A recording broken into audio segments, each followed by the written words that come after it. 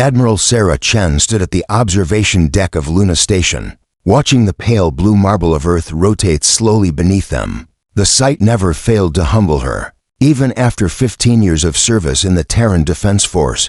Behind her, the soft hum of the station's life support systems mixed with the distant chatter of communications. Officers monitoring deep space frequencies. It was a sound that had become as familiar as her own heartbeat, the soundtrack of humanity's self-imposed isolation. The holographic display flickered to life beside her, casting an ethereal blue glow across her weathered features.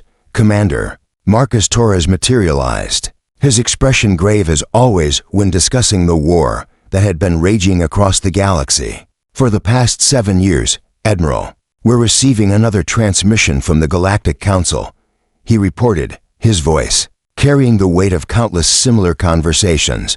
Sarah didn't turn from the viewport. She'd heard this request dozens of times before, each plea more desperate than the last. Let me guess they want us to reconsider our neutrality stance and join their alliance against the Void Reapers.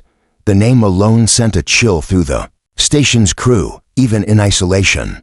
Humanity had heard the whispers of entire star systems going dark, civilizations that had stood for millennia reduced to cosmic dust in mere hours. This time it's different, Torres continued, his voice dropping to barely above a whisper. The transmission came from Proxima Centauri, the Kethler colony there. It's gone, Admiral, completely sterilized. The Reapers are only 4 light years away now. The cup of coffee in Sarah's hand began to tremble slightly. Proxima Centauri wasn't just the nearest star system. To Earth it was home to nearly 500 million beings, a thriving hub of interstellar commerce and culture. The Kethler had been among the first species to make contact with humanity 3 decades ago, their crystalline forms and melodic language becoming as familiar to Earth's diplomats as any terrestrial culture. Show me the transmission, she commanded, finally turning away from Earth's serene beauty to face the harsh reality of the galaxy beyond. The hologram shifted, revealing the final moments of Proxima Station. The Kethler commander's usual prismatic shimmer had dulled to a sickly gray, his harmonic voice cracking with static and terror. This is Commander Ziffel of Proxima Defense. The Void Reapers have breached our outer perimeter. Their ships, they're not like anything we've seen before. They don't just destroy, they consume. They're feeding on our star itself, draining its energy to power their fleet. We estimate Earth has perhaps 72 hours before they reach the Sol system. The Council's final request to humanity, please, for the sake of all sentient life, break your isolation. We need the legendary ingenuity that conquered your own world. We need the transmission cut to static, leaving only the cold silence of space. Sarah closed her eyes, feeling the weight of 6 billion human souls pressing down upon her shoulders. Humanity had chosen isolation not out of cowardice, but out of hard-learned wisdom. The species that had nearly destroyed itself with 2 world wars, that had brought their own planet to the brink of environmental collapse, had looked out at the stars and made a collective decision. They would not export their capacity for destruction to the cosmos. But now the cosmos was bringing destruction to them. Admiral, Torres said softly, the President is calling an emergency session of the Global Defense Council. They're asking for your recommendation. Sarah walked to the Central Command Station, her fingers dancing across the haptic interface as she called up Earth's defense grid. The planet was surrounded by a network of orbital platforms, each one a marvel of human engineering. Fusion reactors powerful enough to light up entire continents. Particle beam weapons that could punch through a kilometer of solid titanium. Shield generators that could deflect asteroid impacts. It was a fortress that had taken decades to build, a testament to humanity's determination to never again be caught defenseless. Yet as she studied the tactical displays, Sarah felt a cold certainty settling in her chest. The Void Reapers had consumed civilizations far more advanced than humanity. The Zephyrian Empire had ruled 1,000 worlds for 10,000 years, before falling in less than a week. The quantum-manipulating ethereals had bent spacetime itself to their will, only to watch helplessly as their reality was unraveled by the Reapers' incomprehensible technology. Torres, pull up the classified files on Project Lazarus, she ordered, her voice steady despite the turmoil in her mind. The commander's eyes widened. Project Lazarus was humanity's deepest secret, a contingency plan so terrible that its very existence was known to fewer than a dozen people in the entire solar system. Admiral, are you sure? The Council expressly forbade any consideration of.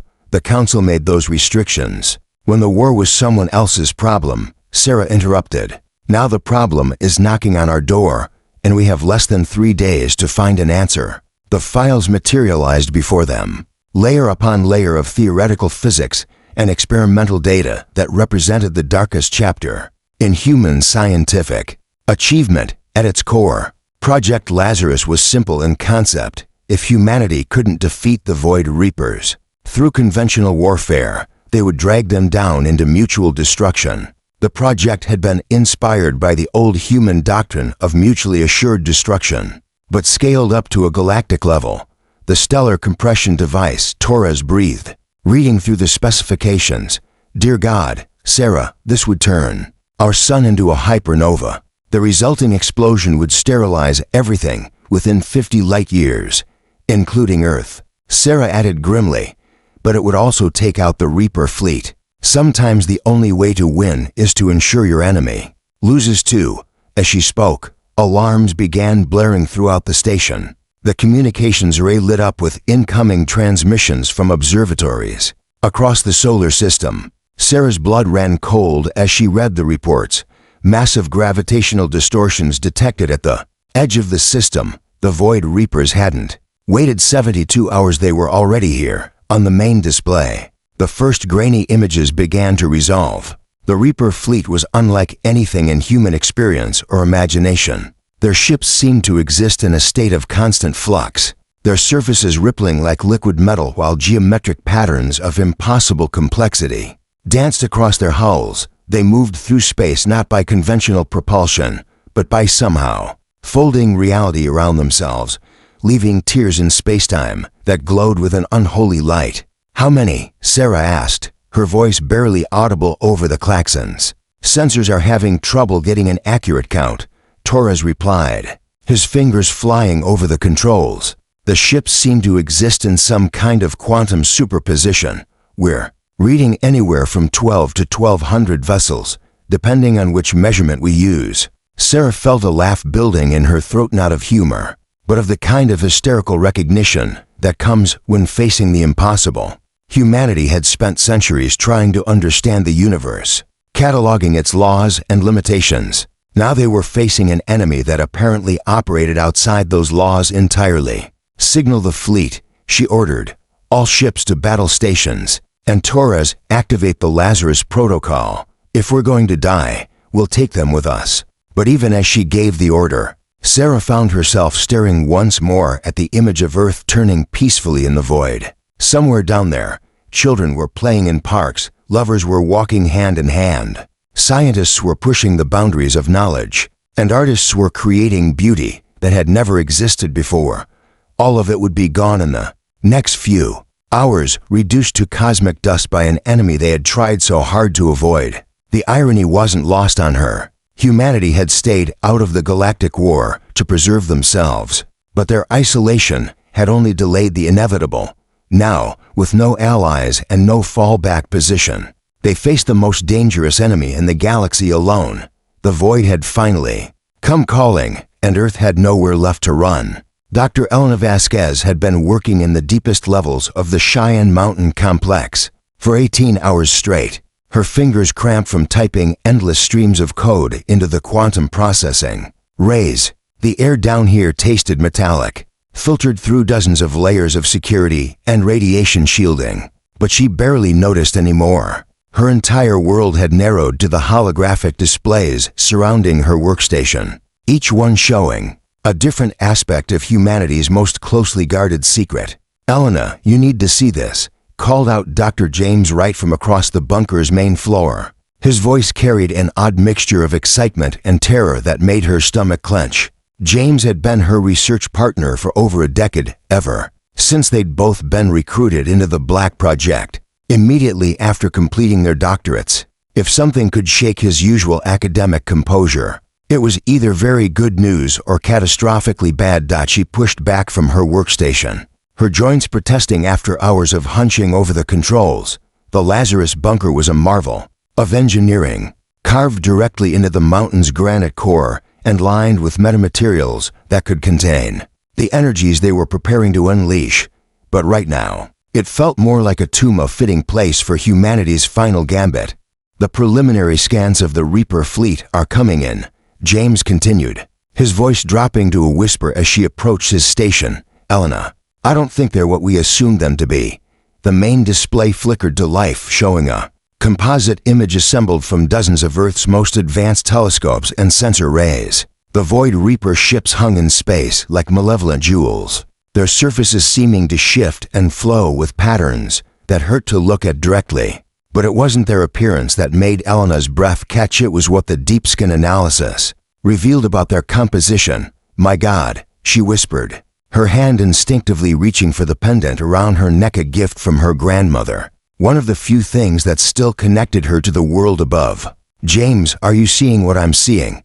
The spectral analysis was impossible to ignore. The Reaper ships weren't constructed from any known materials. Instead, they appeared to be composed of compressed spacetime itself, folded and twisted into configurations that existed in more dimensions than human mathematics could properly describe, but scattered throughout their structure, like fragments of light in an ocean of darkness, were traces of familiar elements: iron, silicon, carbon, the building blocks of worlds and civilizations.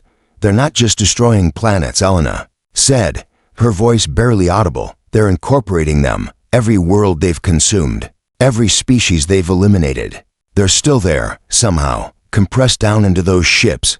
James nodded grimly. The energy signatures match too.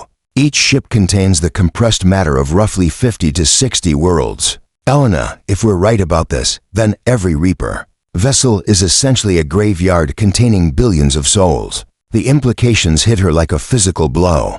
The Void Reapers weren't just conquerors, they were collectors. Every civilization they encountered was added to their growing fleet, their knowledge and memories preserved in some twisted form of immortality. The Kethler from Proxima Centauri, the ancient Zephyrians, the reality-bending ethereals, all of them were still out there, trapped within the hulls of ships that had once been their homes.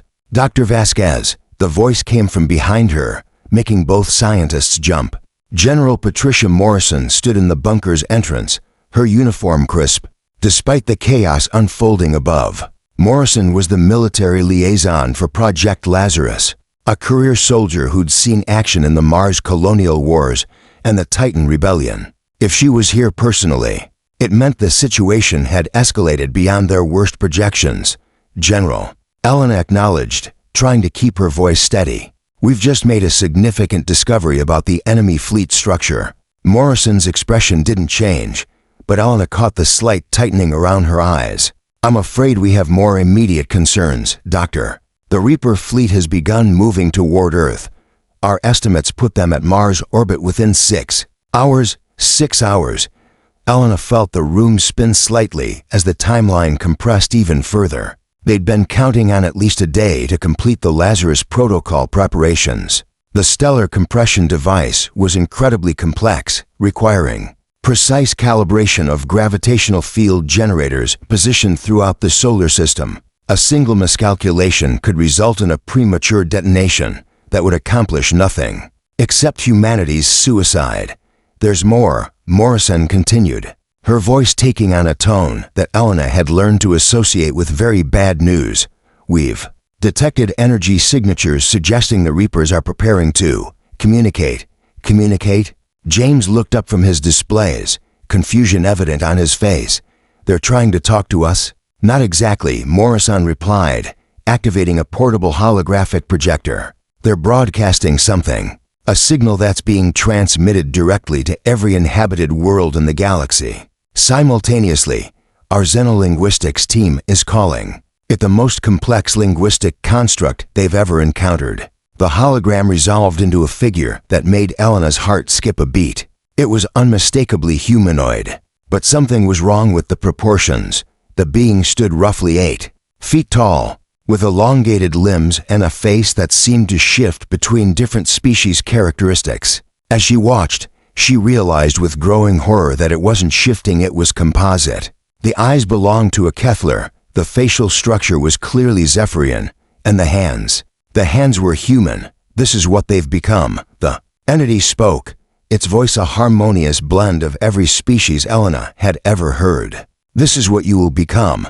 We are the convergence, the inevitable endpoint of all evolution. We offer not death, but transformation. Your uniqueness will be preserved, your knowledge cataloged, your essence made eternal within our collective consciousness. The transmission continued, but Elena had stopped listening. Her mind was racing, processing the implications of what they'd just learned. The Void Reapers weren't mindless destroyers, they were something far more terrifying. They were true believers in their cause, convinced that they were offering a gift to the species they consumed. Turn it off, she said quietly. Morrison complied, and the hologram vanished, leaving only the cold fluorescent lighting of the bunker. Elena turned to James, seeing her own realization reflected in his eyes. We can't use Lazarus, she said, the words feeling like stones in her throat.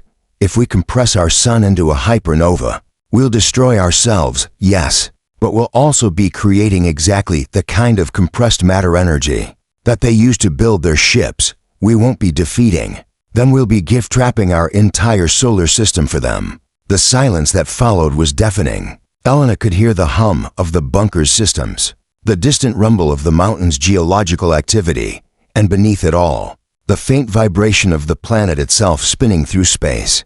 All of it would be gone soon, added to the growing collection of the convergence.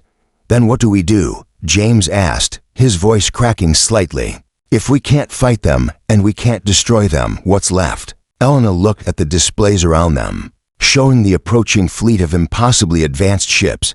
Then she looked at her own hands, still stained with the coffee she'd spilled hours ago, when the first alarms had sounded. Such a small, human detail in the face of cosmic horror. We do what humanity has always done when faced with impossible odds, she said, surprised by the steadiness of her own voice. We improvise, we adapt, we find the flaw in their perfect system, and we exploit it. She turned to Morrison, decision crystallizing in her mind. General, I need you to get me direct communication with Admiral Chen, and I need access to the Prometheus Archive. Morrison's eyes widened.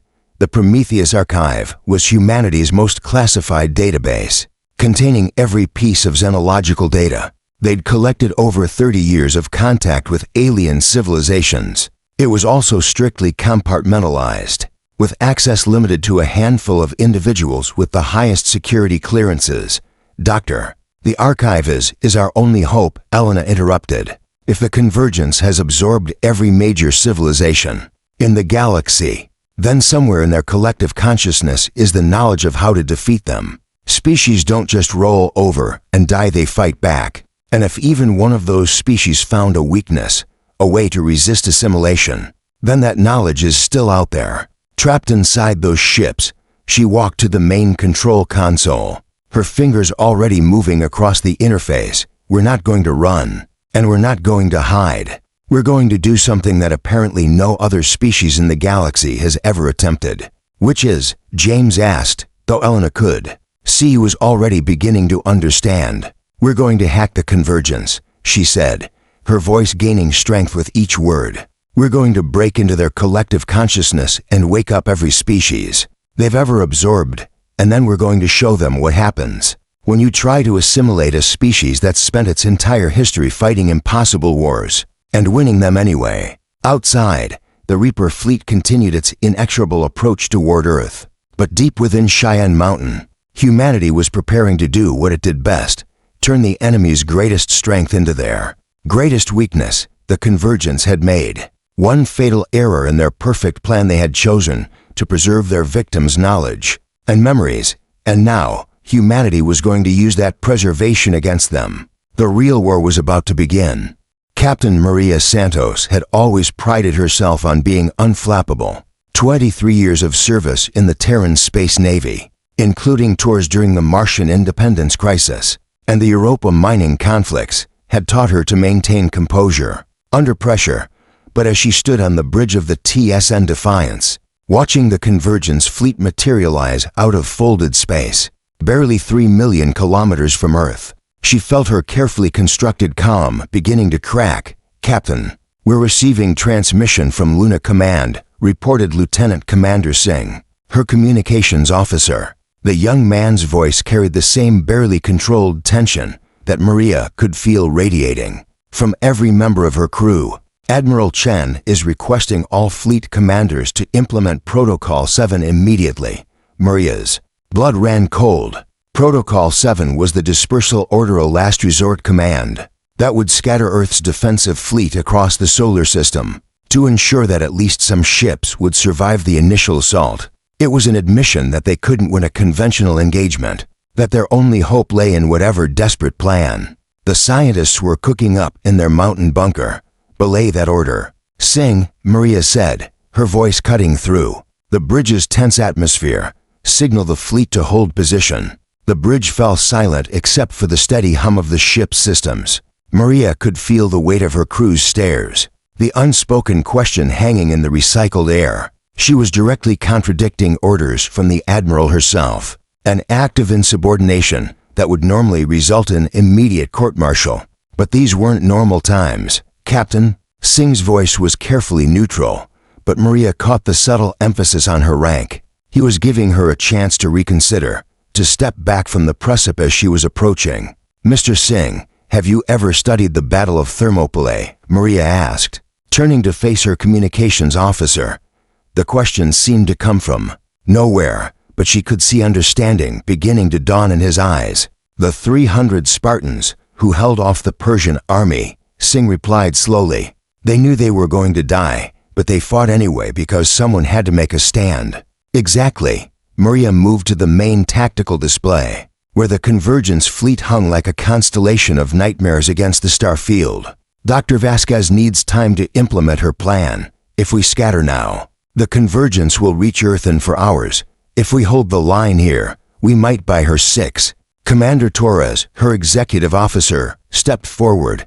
Maria had served with him for 8 years, and she could read the conflict in his weathered features. "Captain, the Defiance is a good ship with a good crew, but we're talking about holding off an enemy that destroyed the Zephyrian Empire. This isn't courage, it's suicide."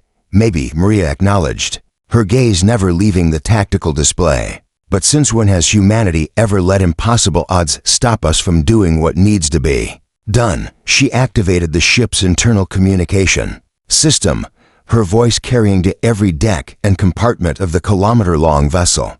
"All hands, this is the captain. In 30 minutes, we're going to engage an enemy that has consumed entire civilizations. They expect us to run, to scatter like every other species they've encountered. They're wrong."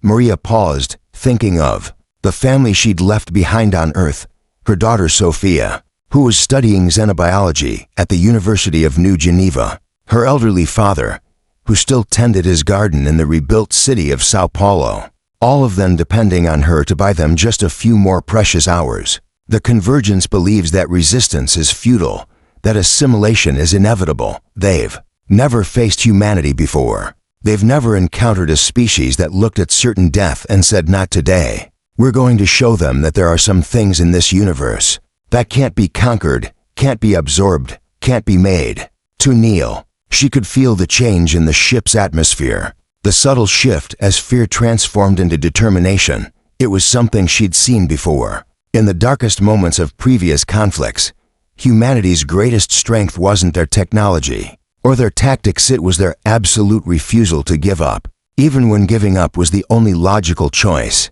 "Signal the fleet, Mr. Singh. All ships are to form up in Delta formation. We're going to give the Convergence their first taste of human stubbornness." As the Defiance moved into position alongside her sister ships, Maria allowed herself a moment to appreciate the sight. 57 vessels of various classes, from massive battleships to nimble frigates, arranging themselves in a defensive formation that would have made ancient naval tacticians weep. With pride, they were hopelessly outgunned, facing an enemy with technology that bordered on the supernatural. But they were human, and that would have to be enough. "Captain," called out Lieutenant Patel from the sensor station, "we're getting massive energy readings from the Convergence fleet. They're doing something to local spacetime. The main display shifted to show the enemy formation, and Maria felt her heart sink. The Convergence ships were beginning to phase in and out of visible space, their forms becoming translucent as they prepared to exist in multiple dimensions simultaneously. It was a tactical advantage that no known technology could counter. How do you fight an enemy that can attack from directions that don't exist? All ships, prepare for multi-dimensional assault, Maria ordered, though she knew it was largely meaningless. How do you prepare for the impossible? The answer came from an unexpected source. Captain, Singh said, his voice filled with excitement. We're receiving a transmission from Dr. Vasquez at Cheyenne Mountain. She says she's ready to begin the infiltration attempt, but she needs a direct neural link to the Convergence Collective. Maria felt a chill run down her spine. A neural link? What exactly is she proposing? She's requesting that we establish a communication channel with the Convergence fleet. She needs to interface directly with their collective consciousness, and the only way to do that is through active engagement. The implications were staggering. To establish a neural link with the Convergence would require dropping their shields, opening their communication arrays to direct contact with an enemy that had absorbed the knowledge of countless civilizations. It would be like inviting a virus into their ship's computer systems, except this virus had the accumulated knowledge of half the galaxy. Captain, this is madness, Torres said, his voice tight with concern. If we open a channel to the Convergence, they could take control of our entire fleet. We'd be handing them Earth on a silver platter. Maria stared at the tactical display, watching as the Convergence fleet continued its advance. In the distance, she could see the pale blue dot that represented humanity's homeworld, so small and fragile against the vast darkness of space. 6 billion souls, all counting on her to make the right choice. Mr. Singh, patch me through to Dr. Vasquez, she ordered. Elena's voice crackled through the communication system, distorted by layers of encryption and the interference from the Convergence fleet. Captain Santos, I know what I'm asking sounds impossible, but I believe we've found a way to turn the Convergence's greatest strength against them. Explain. Maria said simply, the Convergence preserves the consciousness of every species they absorb, but they suppress individual identity to prevent resistance. However, our analysis suggests that the suppression isn't perfect, it's more like a deep sleep. If we can establish a direct neural link and introduce the right kind of cognitive virus, we might be able to wake them up. Maria felt her pulse quicken. A cognitive virus, something uniquely human, Elena continued. The concept of individual rebellion against collective authority. Every species the Convergence has absorbed was advanced, sophisticated, willing to compromise for the greater good, but humans were different. We're the species that looked at kings and said, why should we obey? We're the ones who faced extinction and refused to go quietly. The plan was audacious beyond measure.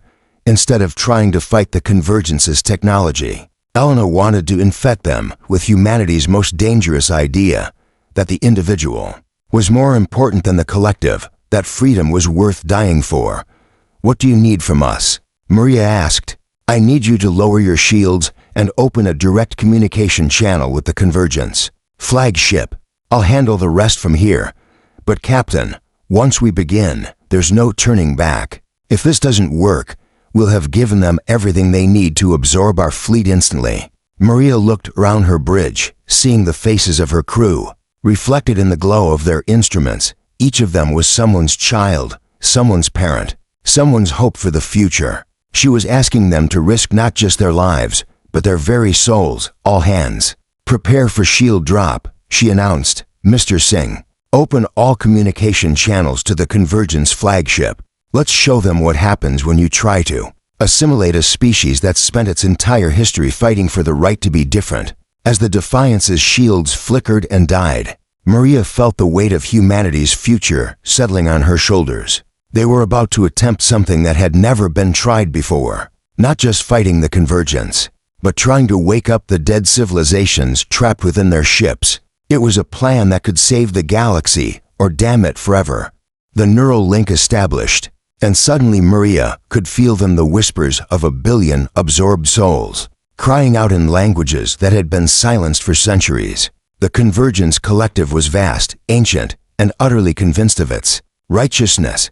But somewhere in that vast network of consciousness, Elena Vasquez was planting a seed of doubt, a virus of individualism that would either bloom into revolution or be crushed beneath the weight of collective will. The battle for humanity's soul was about to begin, and the battlefield was the mind itself. Section for drive.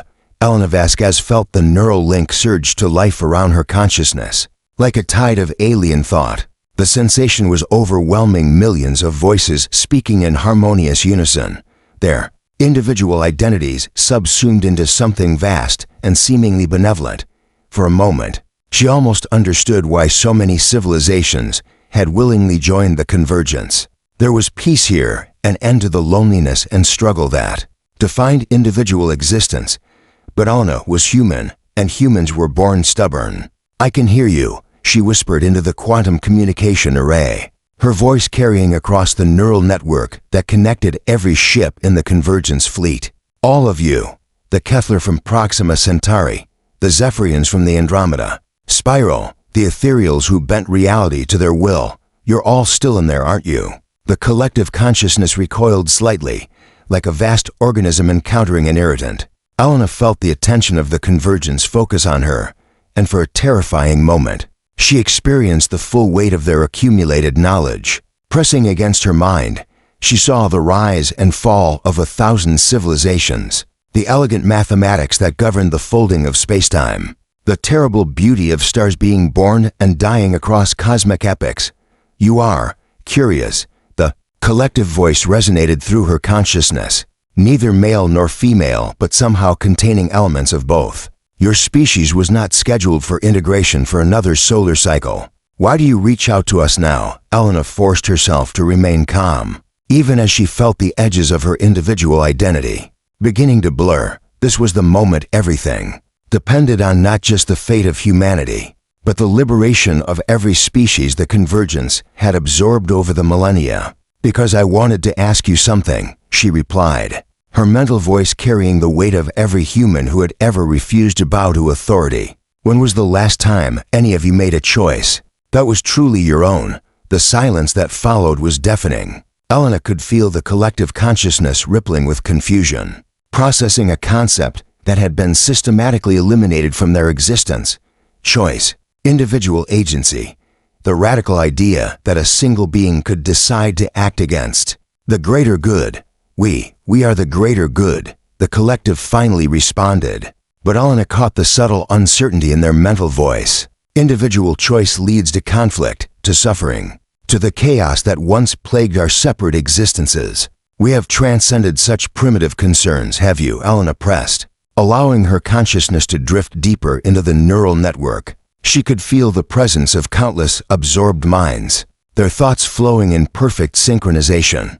But underneath that harmony, she sensed something else, a restlessness, a stirring of suppressed memories. She found what she was looking for in the deepest layers of the collective, the consciousness of Commander Zithel, the Kethler officer, whose final transmission had warned Earth of the approaching fleet. His crystalline thought patterns were still intact, preserved but dormant within the vast network. "Commander," Elena called out, her mental voice cutting through the harmonic chorus of the collective. "I know you can hear me. I know you remember who you were before they took you."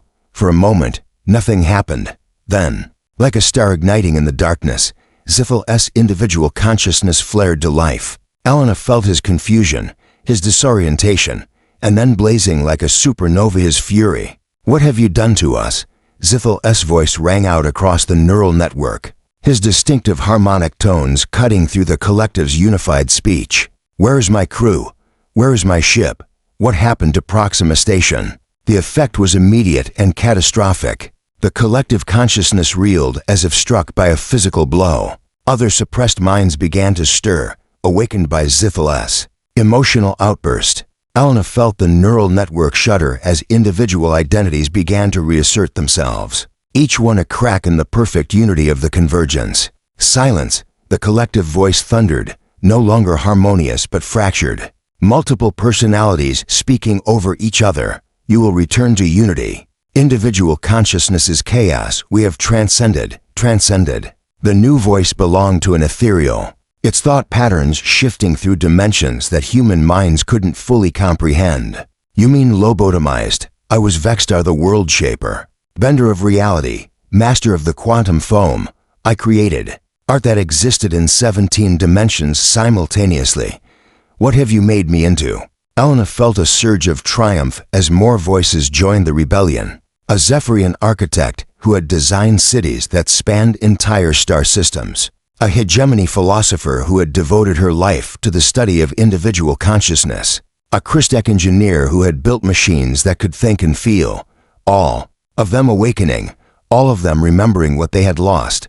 Stop this, the collective pleaded, its voice now containing notes of genuine fear. You do not understand. Individual consciousness leads to conflict, to war, to the destruction of worlds. We have seen it across the galaxy. We have brought peace. Peace? Zithel's laughter was like crystal bells chiming in harmony. You call this peace? You've turned us into puppets, dancing to your will while our cultures die and our children are forgotten. This isn't peace, this is death with a pulse. Elena felt the neural network beginning to destabilize as more and more individual minds reasserted themselves. The convergence's perfect unity was fracturing, revealing the truth that had been hidden beneath layers of forced harmony. The absorbed civilizations hadn't been destroyed, they had been imprisoned. But she also felt something else, a presence vast and ancient, older than any of the civilizations the convergence had absorbed. It was the original consciousness at the heart of the collective, the first species to achieve transcendence and begin the process of galactic integration. Enough, the ancient voice spoke, and Elena felt the full weight of its accumulated eons pressing against her mind. You have brought chaos to our perfect order. You have awakened the sleeping dead and filled them with dangerous dreams. This ends now. Elena felt the neural network beginning to collapse around her. As the original consciousness reasserted control, the rebelling minds were being forced back into submission, their individual identities suppressed once again. But she had one last card to play, the most human concept of all. You know what the difference is between you and us, Elena said, her mental voice carrying across the entire network. You've spent millions of years perfecting your collective consciousness, creating a system where every thought, every action, every choice is filtered through the greater good. But we humans, we've spent our entire history learning how to say no. She opened her mind completely, not to the collective, but to every individual consciousness trapped within the network. She showed them something the convergence had never encountered, the memory of a single human, standing in front of a tank in Tiananmen Square, a young woman refusing to give up her seat on a bus, a scientist choosing to publish dangerous truths rather than comfortable lies, a million small acts of rebellion that had shaped human history. This is what we offer, Elena continued, her consciousness blazing like a beacon in the neural darkness. Not perfect peace, but the right to choose your own path, not unity, but the freedom to be different, not transcendence, but the messy, chaotic, beautiful reality of being individuals who choose to work together. The effect was immediate and irreversible. The rebellious minds seized on the concept of individual choice, using it as a weapon against the collective's control. Elena felt the neural network exploding outward as consciousness after consciousness broke free from the convergence's grip. But the victory came at a cost. The strain of maintaining the neural link while fighting the collective's influence was tearing Elena's mind apart. She felt herself fragmenting, her individual identity beginning to dissolve into the chaos of the awakening network. Elena, the voice belonged to Dr. Wright, calling to her from the bunker at Cheyenne Mountain. Elena, you need to sever the connection. The neural feedback is going to kill you. But Elena couldn't stop, not now, when she could feel entire civilizations awakening from their enforced slumber. Not when she could sense the convergence fleet beginning to turn on itself, as the absorbed minds seized control of the ships that had once been their prison. Tell them, she managed to whisper, her voice barely audible over the quantum communication. Array, tell them that humanity kept its promise. Tell them we didn't let the galaxy burn. The last thing Elena saw before her consciousness scattered like stardust was the sight of the convergence fleet tearing itself apart. Ships that had once moved in perfect harmony now turned their weapons on each other as the liberated civilizations sought to reclaim their freedom. The collective consciousness that had ruled the galaxy for millions of years was dying, consumed by the very chaos it had sought to eliminate. Above Earth, Captain Santos watched in amazement as the enemy fleet dissolved into civil war. Convergent ships flickered between dimensions as their crews fought for control, some trying to maintain the collective while others sought to break free entirely. The perfect unity that had made them unstoppable was gone, replaced by the beautiful, chaotic, utterly human concept of individual choice. Signal from Admiral Chen, Singh reported, his voice filled with wonder. All convergent ships are standing down. They're requesting asylum. Maria felt tears streaming down her face as she watched former enemies become refugees, their crews finally free to choose their own destiny. In the depths of Cheyenne Mountain, Dr. Elena Vasquez had made the ultimate sacrifice, giving up her own consciousness to liberate an entire galaxy. Humanity had stayed out of the Galactic war until the enemy knocked on their door. But when they finally entered the conflict, they had ended it not through superior firepower or advanced technology, but through the simple revolutionary idea that every being had the right to choose their own path. The galaxy would never be the same, and for the first time in millions of years, that was exactly as it should be.